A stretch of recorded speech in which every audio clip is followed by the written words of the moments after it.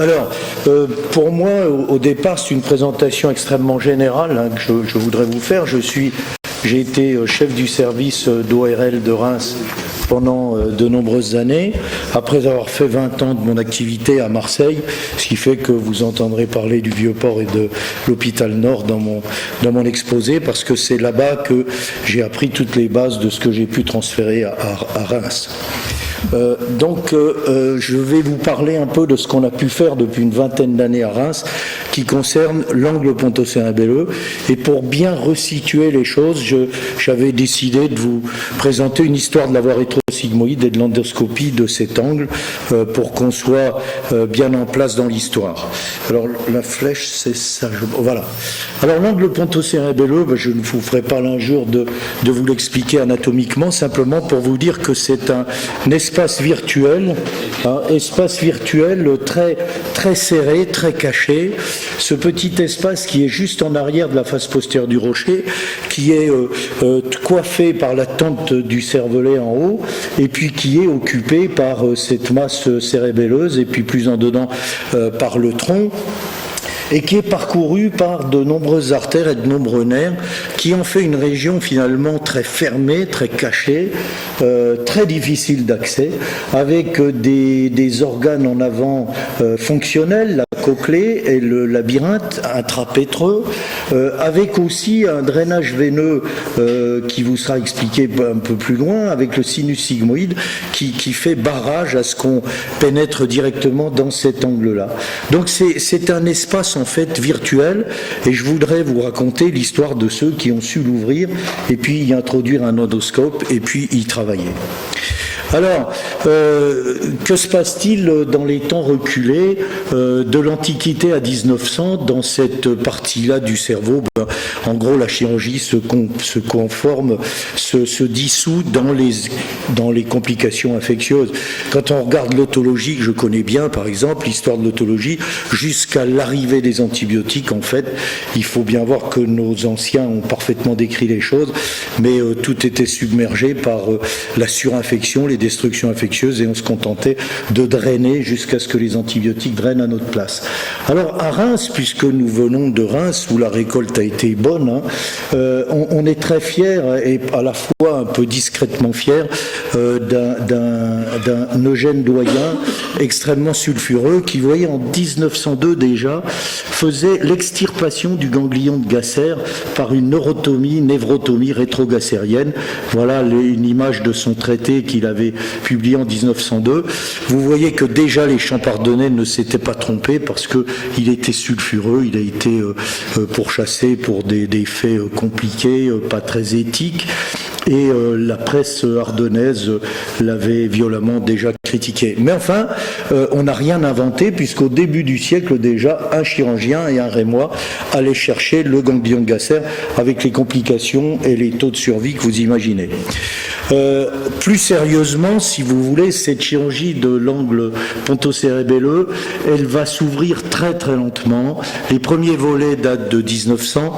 J'ai mis là un petit peu les principaux noms, pardon pour ceux que j'ai oubliés, et qui vont peu à peu amener à une neurochirurgie dite moderne, où on peut citer Cushing, Osueta, l'incontournable Clovis Vincent, qui est le père de tous les neurochirurgiens de France, et puis Frazier en Philadelphie, Gartner à Cleveland.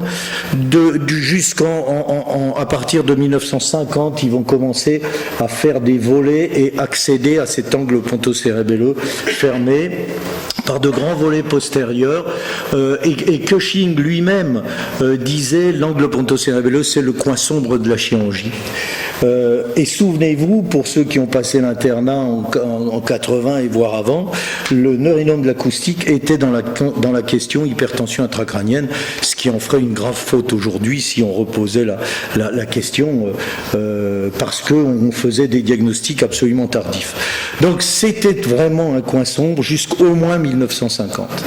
Alors le voile va se lever, pardon pour l'incompétence des ordinateurs, là, le voile va se lever lentement, et vous voyez, il y a tout un tas de choses qui vont faire. Quand on regarde l'histoire, on se dit, mais pourquoi il y a les événements disruptifs, c'est très à la mode d'en parler maintenant, puis il y a une longue continuité. J'ai vu l'angle Pontossin-Belleux s'ouvrir, par chance, parce que l'équipe de Marseille s'en occupait. Je vous parlerai de la neurotomie vestibulaire après. On mettait 8 heures pour faire une neurotomie vestibulaire. Et mes collaborateurs mettent 30 minutes. Que s'est-il... 1 heure, pardon, 60 minutes. Que s'est-il passé pour qu'on passe de 8h30 de bain? Jamais de disruptif, mais une lente évolution. Alors pour nous, le microscope fondamental, hein, Gartner, vous avez vu notre ami doyen travailler à la bougie ou à la lumière du soleil. La fraise fondamentale, outil fondamental. Et pour ceux qui ont travaillé sur la chirurgie du neurone de l'acoustique, vous avez ici le grand William House qui va définir cette... Or, House était dentiste. Et pourquoi House fait la translabyrinthique? Parce qu'il a la fraise. Il a la fraise, il sait fraiser le rocher, il sait aller chercher le conduit auditif interne, donc il enlève les tumeurs. L'anesthésie, hein, et Dieu sait que nous chirurgiens, les collègues anesthésistes ne sont pas toujours faciles, mais ils ont amené des merveilles pour nous. Actuellement, un malade allongé, ne toussant pas, avec un angle pontocérébreux déprimé, pas de mouvement, un réveil rapide après l'intervention. Enfin, des merveilles. J'ai mis 1970, c'est une longue, c'est un événement continu. Le scanner, bien sûr, le scanner qui va apporter une très grande précision sur l'acte opératoire à définir. Les monitoring, 1980, Monsieur Sterkers, que j'ai mis là, qui faisait la chirurgie du neuronome, que vous connaissez tous, qui a dans son bloc le Medtronic ou l'équivalent de l'époque lui apporte le NIM, et Monsieur Sterkers lui dit, mais qu'est-ce que voulez-vous que je foute, mon pauvre, de votre instrument là qui me sert à rien, je suis un grand chirurgien, grand anatomie, je sais où est le nerf. Il opère et à la fin il dit le truc reste là. Je ne veux plus qu'il sorte du bloc, le NIM. Et en voyant arriver le NIM, nous, chirurgiens de l'autologie et de l'autoneurochirurgie, sans NIM, je ne sais pas si on ne serait pas prêt à décaler une intervention si le NIM tombait en panne, parce qu'il va nous prévenir de tout. Et puis ce monitoring va s'adresser au nerf acoustique, au nerf 5, etc., va même être le creuset de recherches futures pour lesquelles on est en route. Les voies d'abord à minima, 1985, c'est pas à vous chirurgiens que je vais apprendre que depuis 1950 jusqu'à même avant, on réduit, et on disait tout de suite avec votre secrétaire général que les gens choisissaient bien sûr le petit trou de la laparoscopie ou le petit trou de la rétrosigmoïde plutôt qu'à la grande ouverture du passé. L'endoscopie dans l'angle, bien sûr l'endoscopie elle va nous bouleverser et je vous parlerai plus particulièrement de l'endoscopie dans l'angle que l'on a réalisé pour les premiers à Marseille. Et puis bien évidemment l'IRM. Alors vous voyez qui a devancé tout ça, je ne sais pas, c'est en tout cas l'histoire s'écrit ainsi, elle va de plus en plus vite, c'est sûr, dans ses améliorations. Alors on aboutit à une chirurgie finalement qui en un petit siècle va se faire de plus en plus ciblée dans l'APC et autour de l'APC. Alors, l'angle Pontossin-Belleux, il est où? Il est, je vous l'ai dit, il est très fermé, il est virtuel. Il est un peu neurochirurgical en arrière. Il est un peu ORL en avant. Il est aussi neurochirurgical et un peu ORL au-dessus. Et il peut être cervical en dessous. Et toutes ces régions frontières, si elles sont pratiquées par des radicaux et des gens qui sont très enfermés dans leur spécialité, on va verrouiller la place en disant là on touche pas, là on passe pas. Or l'angle pontocérébreux, vous voyez qu'il intéresse tellement de spécialités, on vous en parlera tout à l'heure, qu'en fait on pourrait presque définir une spécialité, on dit en ORL les surspécialités, qui serait l'autoneurochirurgie, parce qu'il intéresse autant les ORL que les neurochirurgiens. Alors on peut utiliser la voie de la fosse moyenne en passant au-dessus du rocher, on peut utiliser les voies trans et rétrolabyrinthiques qui sont des voies transpétreuses, on peut passer dans des voies sous-occipitales postérieures ou rétrosigmoïdes qui est la fille de la sous-occipitale, comme Arnaud vous l'expliquera tout à l'heure. Et toutes ces pathologies-là, qui sont les pathologies de l'angle pontocérébreux, que l'on verra, elles vont être prises en charge par l'autoneurochirurgien. Alors, qu'est-ce qu'un auto-neurochirurgien? C'est ni un ORL, ni un neurochirurgien, ce sont les deux. Et j'ai vécu à Marseille une vingtaine d'années à écouter mes maîtres et à apprendre d'eux, et sans eux, je ne serais incapable de vous dire un mot aujourd'hui, hein, je leur dis mille merci, mais je les ai vus opérer à la queue leu-leu, ce que j'appelle une intervention en série. Et j'ai eu la chance, étant interne, j'étais interne chez M. Pêche et chez M. Pellet, neurochirurgien ORL. Moi, j'étais l'interne et je restais du début à la fin, ce qui étonnait les deux spécialités. Monsieur Pêche me disait, mais qu'est-ce que tu fais de rester là? Je vais regarder le neurochirurgien. Et le neurochirurgien me disait, mais tu restes avec moi? Oui, monsieur. Mais pourquoi faire? Je suis interne pour apprendre. Et c'est là que j'ai vu que quand une spécialité jette un œil sur un espace, il ne jette pas le même œil que la spécialité annexe, et réciproquement. Alors je voyais l'ORL venir, faire sa translabyrinthique, ouvrir l'angle pontocérébelleux, puis s'en aller à 14h à l'époque.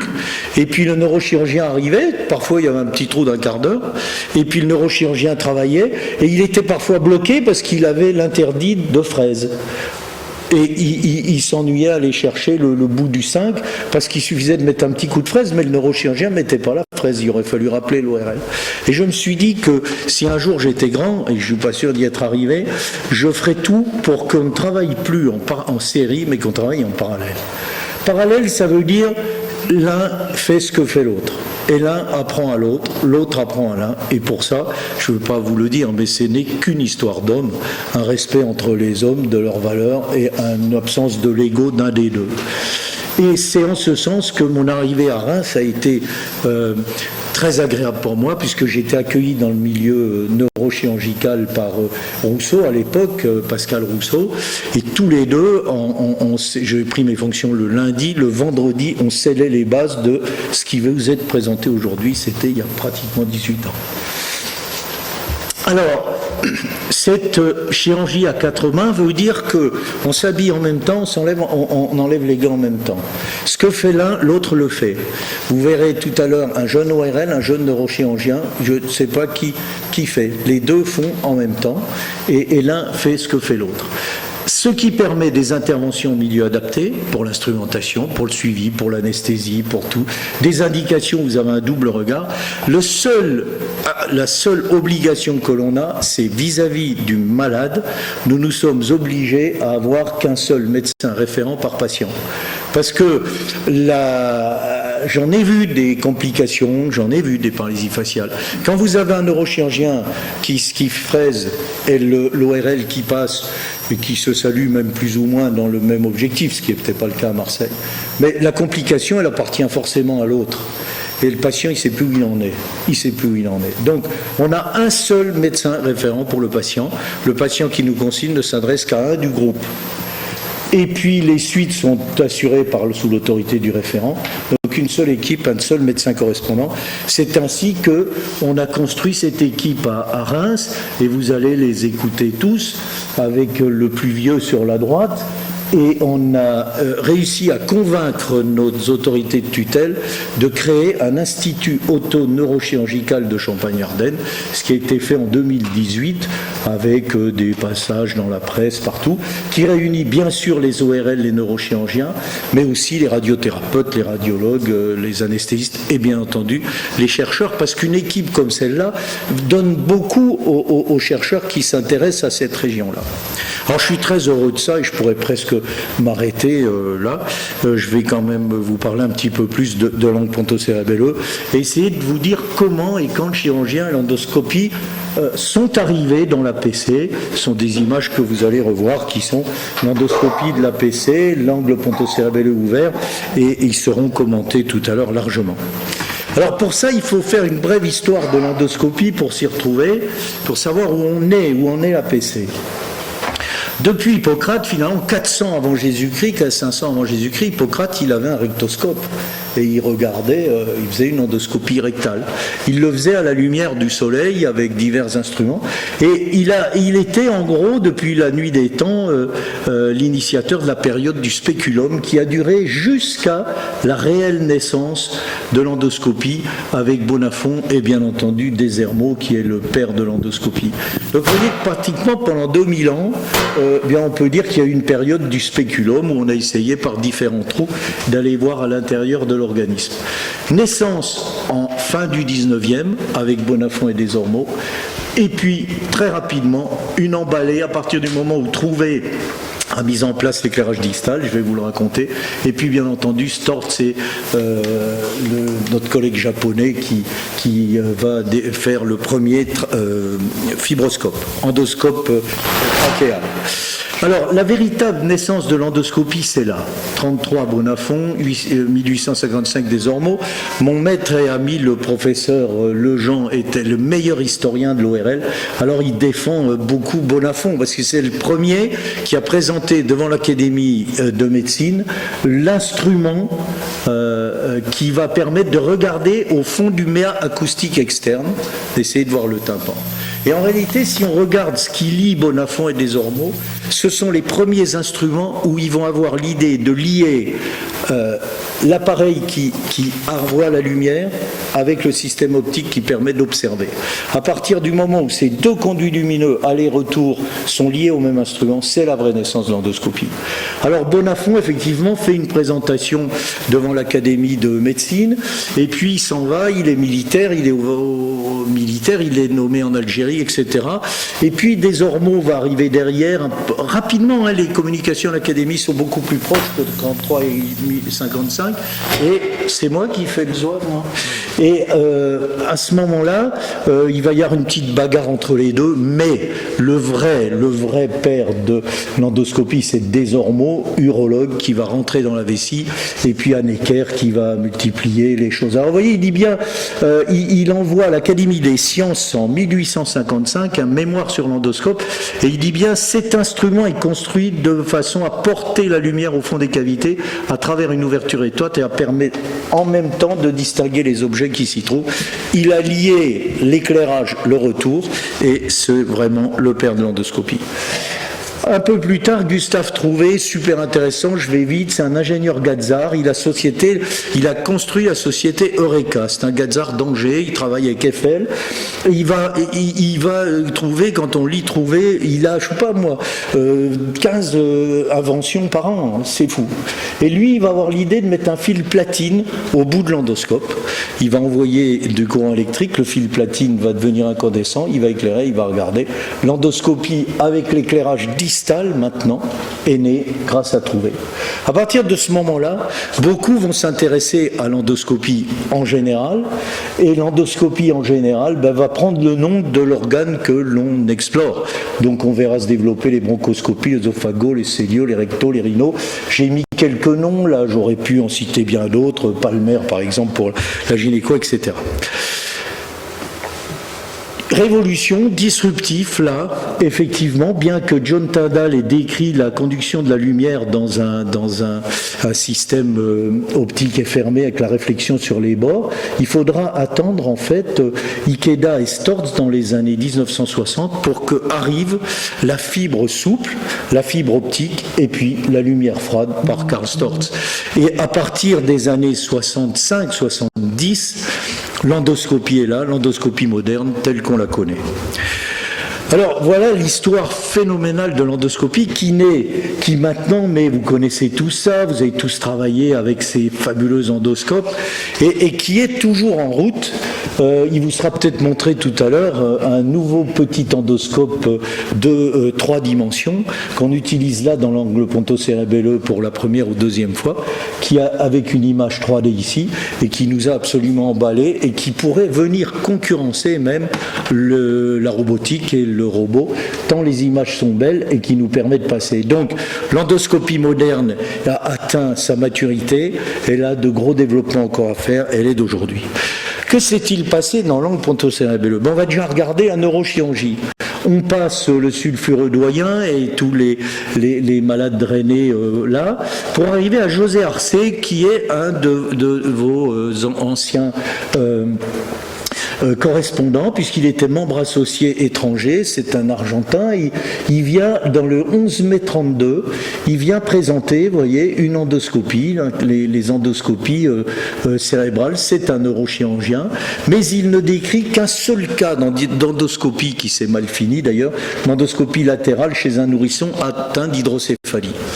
Alors, effectivement, pour les neurochirurgiens, l'endoscopie, elle n'existe pas, en fait. Houteville, qui a écrit une histoire de la neurochirurgie en 2008, Bernard Aliès à Marseille, qui a écrit aussi en 2004 l'histoire de la neurochirurgie, aucun ne cite le mot d'endoscopie dans l'histoire de la neurochirurgie. Pourquoi ? Parce que les neurochirurgiens, ils font des ventriculoscopies, en fait. Et c'est logique, c'est logique. Regardez pourquoi les urologues sont les pères de l'endoscopie, parce qu'ils ont accès relativement facilement à une cavité pleine d'eau, et on va chercher dedans des tumeurs ou des cailloux qui font saillie, qui sont des îlots dans une surface plus ou moins lisse. Donc le ventriculoscope, il est normal. Mais l'endoscope, et pour moi, Willy Pelé, par exemple, j'ai discuté sévèrement avec lui, il me dit, j'ai un endoscope, je ne sais pas ce qu'on peut en faire. Et c'est vrai qu'à l'époque, l'angle pontocérébelleux n'est pas complètement ouvert, et les neurochirurgiens ne sont pas orientés là. Alors que va-t-il se passer à Marseille, où j'ai eu la chance d'arriver interne, et puis ensuite j'y ai fait ma carrière à l'hôpital Nord sous la houlette de M. Brémond puis M. Magnan. Que se passe-t-il ? On a Michel Garcin, c'est un homme très connu dans les milieux de l'endoscopie chez l'enfant, mais finalement très discret, qui est parti sur la pointe des pieds, un homme d'une grande humilité. Et Garcin est extrêmement intéressé par ces nouvelles endoscopies. Il va être le premier à faire une endoscopie laryngée chez un enfant de moins de 6 ans. Et Cotton va venir le voir d'Angleterre faire une endoscopie. Et à ce moment-là, pas de scanner, rien. Brémond et Magnan à côté font des diagnostics de neurinome toujours très tardifs, à des stades tardifs, 4, etc. Et Garcin dit, mais pourquoi, puisque M. Brémond était aussi anatomiste, pourquoi on ne passerait pas par un petit trou derrière le rocher, monsieur, pour aller voir le conduit auditif interne est là. Si on a suspicion de petits neurinome de l'acoustique, on va les voir tout de suite par un tout petit trou. Alors ils font ce qui est devenu impossible à faire dans notre pays, sinon on serait tous en prison. Ils vont monter 73 cadavres de dissection. Ils vont faire 73 dissections à l'hôpital Nord. Et ils vont regarder comment est fait l'angle pontocérébelleux, comment on peut y aller, comment sont ces voies-là, etc. Ce sont les années 70, vous voyez, je vois pas bien là, c'est 76, ils publient la rétrosinus route. La route rétrosinusoïdienne qui va peu à peu s'affiner et qui va faire la véritable voie rétrosigmoïde. Et puis, il découvre cet angle-là. À l'époque, on fait des rhizotomies rétrogacériennes pour des malades qui souffrent des cancers très avancés. Donc, ils vont venir se dire, tiens, si on passait par là, et ils vont oublier l'endoscope. On ne va plus parler de l'endoscope, on ne va plus parler de la voie rétrosigmoïde. Et puis, en cours de route, M. Brémond, qui s'occupe des ménières invalidants et qui sait qu'en coupant le nerf vestibulaire, on les guérit, se dit, mais c'est bien plus facile de passer par là qu'en par voie suspectreuse, il y a moins de risques et tout, et on va faire des neurotomies vestibulaires, et on est devenu le service qui a le plus grand nombre de neurotomies vestibulaires réalisées dans les maladies de ménières invalidantes à Marseille à l'époque. Et puis va revenir les petits neurinomes de l'acoustique, puisqu'entre-temps est arrivé le scanner, on fait des scanners à l'air, on trouve des petits neurinomes, et on se dit, ben là, on va aller faire de la chirurgie par là. Mais là, on se dit, mais pourquoi pas mettre pour aller voir le fond de conduit l'endoscope ? Et puis on va peu à peu développer ça pour arriver à observer encore mieux notre angle pontocérébelleux. On va voir qu'on voit bien le 5, on voit bien le 7. Qu'en faisant l'endoscopie de l'angle, on découvre des champs chirurgicaux qui nous étaient fermés, et on va développer, à l'image de Jeannetta, là, et vos deux serviteurs, on va développer les décompressions neurovasculaires avec la voie endoscopique. Et vous voyez que je suis très heureux, Michel Garcin est toujours en vie, il ne sait pas forcément qui il est, mais toujours là, et je ne peux plus lui dire, mais mais son idée initiale est absolument géniale puisqu'il est revenu avec son idée de 70 à utiliser l'endoscope dans l'angle pontocérebelleux. Donc la voie rétrosigmoïde, elle permet quoi? Elle permet de pénétrer facilement, avec sécurité, dans ce petit espace. Elle permet de l'ouvrir, cet espace, il va vous être décrit. Elle permet d'y travailler et de faire tout un tas de pathologies. Et puis l'endoscopie, elle va mettre les yeux au cœur de l'angle pontocérebelleux. Et si vous n'avez pas l'endoscope pour guider vos pas, vous n'osez pas aller dans la zone opératoire. Parce que la vue, et ça vous sera montré tout à l'heure je pense, la vue microscopique n'a rien à voir avec la vue endoscopique. Et c'est finalement, après avoir vu l'angle pontocérebelleux, que l'on fait l'analyse endoscopique qui va guider les mains du chirurgien pour aller plus profondément et réaliser toutes les pathologies qu'on peut faire. Là c'est Magnan qui m'a tout appris. Alors, l'angle pontocérebelleux aujourd'hui, on va vous l'expliquer par la voie rétrosigmoïde et je suis très heureux de vous présenter donc Arnaud Bazin qui est le responsable du pôle de neurochirurgie et qui est le responsable avec moi de l'Institut d'autoneurochirurgie et qui, du fait de sa jeunesse, va durer un peu après ma retraite et qui va chapeauter les plus jeunes. On ne parlera pas de la neurotomie vestibulaire parce que la neurotomie vestibulaire, je vous en dis simplement un mot, ça consiste à couper le nerf vestibulaire dans l'angle pontocérebelleux. Ça guérit dans 100% des cas les malades qui sont atteints de maladies de Ménière invalidantes, c'est-à-dire qu'ils ne peuvent plus vivre parce qu'ils font des crises de Ménière permanentes. On coupe le nerf vestibulaire, ils sont guéris. Bon. L'intervention est discutée parce que les chirurgiens maintenant sont de plus en plus mal dans ce pays et le fait de faire une cicatrice sur la peau c'est de trop. Donc on dit que la neurotomie vestibulaire est une indication fonctionnelle. Je ne vous la souhaite pas. Je prends le cancer papillaire de la thyroïde contre la maladie de Ménière en ce qui concerne l'inconfort et la vie future qui me restera à faire avec. Donc je ne vous parle pas de la neurotomie vestibulaire parce que c'est un problème d'indication, etc. Et ceux qui rentrent dans l'angle pontocérebelleux, ils apprennent à séparer les deux nerfs et ils coupent le nerf vestibulaire. C'est 60 minutes dans les mains des deux plus jeunes. La névralgie de Trousseau, c'est une fantastique maladie pour moi parce que c'est certainement, si vous me dites à quels sont les malades à qui tu as rendu service dans ta vie, je vous répondrai les névralgies de Trousseau.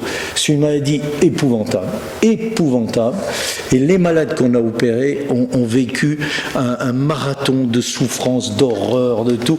Vous prenez un dentiste, il vous fraise votre dent n'est pas dévitalisée et vous hurlez quand arrive la douleur, le dentiste s'arrête, Trousseau ne s'arrête pas et ils ont des crises comme ça terrifiantes. Donc c'est une maladie effrayante, sous-diagnostiquée, qui est dans les centres de la douleur, cachée, qui est traitée de tous les côtés. Ils ont en moyenne, on va vous le dire, 6 ou 7 ans avant qu'on puisse faire la chirurgicale. Vous allez y voir un geste guérison. Un geste guérison. Et ce sont des malades à qui vraiment on a rendu service.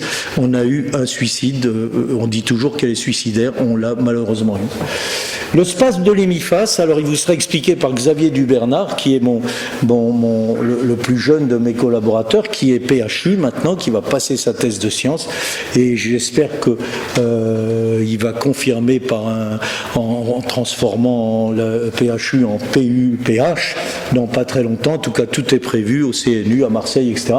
Donc Xavier Dubernard vous expliquera le spasme de l'hémiphase, qui sont des gens qui se cachent un petit peu, qu'on ne voit pas trop dans le métro, mais qui souffrent aussi beaucoup de ce qu'ils ont et qu'on guérit par décompression.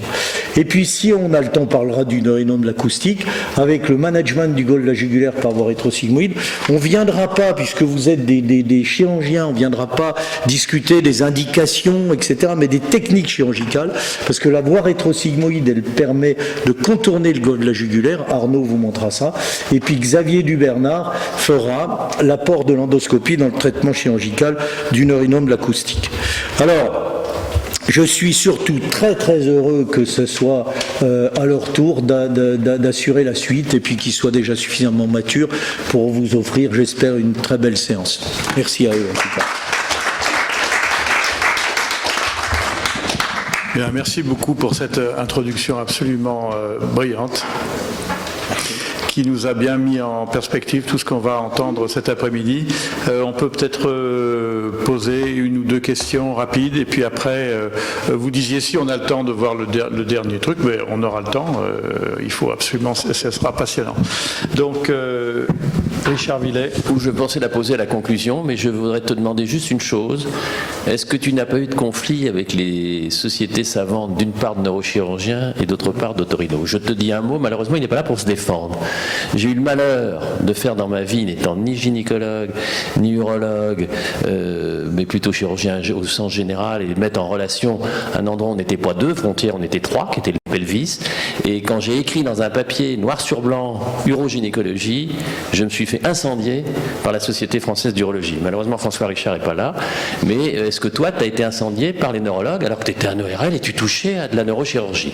Et je me tourne derrière mon collègue, puisque je sais qu'il va monter peut-être une séance à l'Académie de chirurgie sur le rachis, et je lui pose pas la question, parce que ça ferait un vrai débat, mais je pense que c'est un débat dont pourra s'emparer l'Académie, dans la mesure où d'une part, on est de moins en moins que chirurgiens, on est médecins et chirurgiens, et d'autre part, je crois qu'il faut une fois pour toutes briser qui fait quoi, mais ce qui fait, c'est celui qui fait faire. Est-ce que tu as eu des conflits au moment de ta création de l'auto-neurologie? Bien sûr, évidemment, évidemment.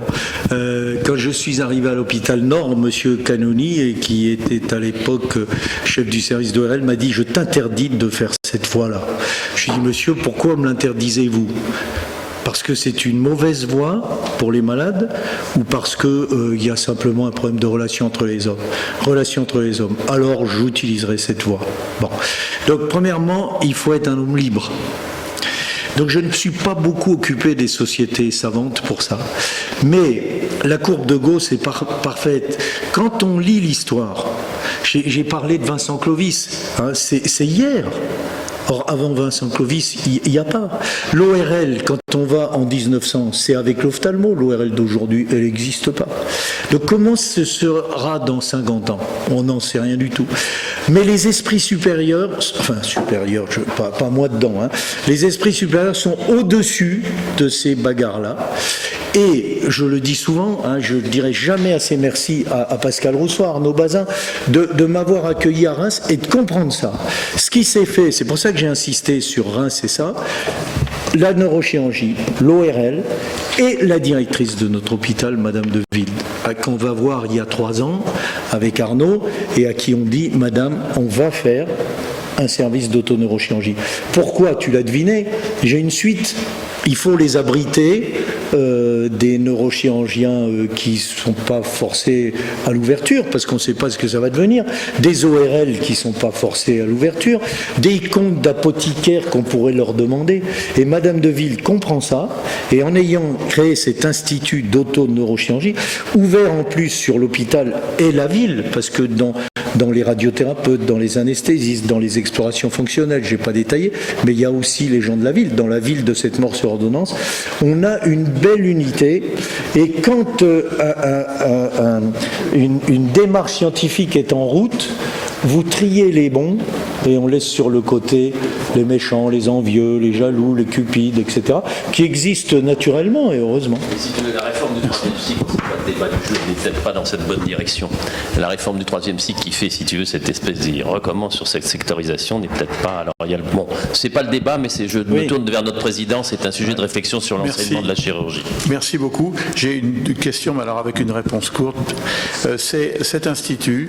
Quelle est la coquille administrative et qu'est-ce que ça a rapporté par rapport en plus de l'image, mais en termes de poste, en termes de moyens hospitaliers? Alors, excellente question. On n'est pas allé plus loin parce qu'on a laissé les administratifs dans leur peau. On a dit, nous, on veut un institut d'autoneurochirurgie qui soit légal, on doit écrire des ordonnances, le chef doit être indépendant, les chirurgiens, le bilan financier est fait de telle façon, etc. Et on les a laissés écrire. Leur problème, c'était qu'il ne pouvait pas y avoir deux directeurs, deux chefs d'unité, de pôle, pas pôle, unité fonctionnelle, enfin comment on dit. Donc ils me disent, monsieur Chailly, c'est vous le chef par ancienneté. J'ai dit, surtout pas. Dans un an, je suis en retraite, c'est Arnaud. Ah mais on peut pas mettre monsieur Bazin, parce que c'est, vous comprenez, vous. Mais je dis, mais mettez-moi tout dessous, c'est pas grave, c'est l'avenir sont eux. Et on m'a rappelé 4 jours après en me disant, on a trouvé, au lieu de directeur, on met responsable, et dans un institut, ça marche. J'ai dit, restez dans vos... C'est remarquable. Donc l'institut, donc il y a 2 responsables, et la structure juridique du truc, je ne suis pas allé mettre les doigts dedans. Le génie d'Arnaud et de mes plus jeunes, c'est de dire, nous, on s'entend tellement bien, on vous demande 0 lit, 0 rien.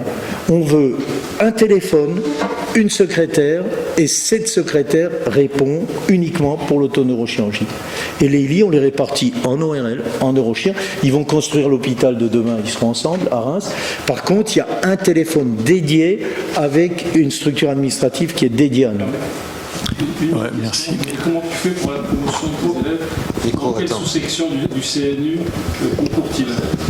Ah ben, il concourt en ORL. Concours en ORL ou en neurochir? Bien sûr. Et le CNU d'ORL est ravi d'avoir un Xavier Dubernard qui va faire honneur à l'ORL, et la neurochirurgie, j'espère, sera ravie, elle est déjà ravie, ils sont passés devant le CNU, les 2 en pré-CNU, d'avoir un neurochirurgien ouvert aux choses. C'est important pour la suite. Hein, oui.